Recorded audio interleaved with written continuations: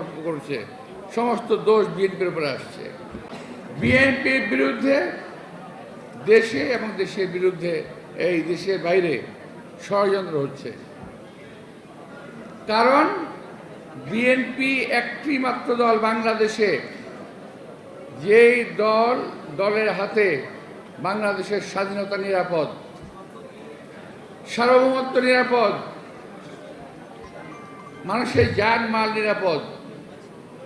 আপনি বলতে পারেন যে হ্যাঁ, 5ই আগস্টের পরে তো বিএনপির লোকেরা অনেক অত্যাচার করতেছে ইত্যাদি ইত্যাদি। কথাটা সঠিক নয়।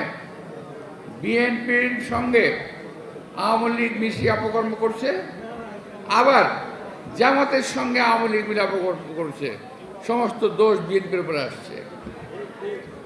আর বিএনপির ছেলেরা তারা কিছুই বোঝে না।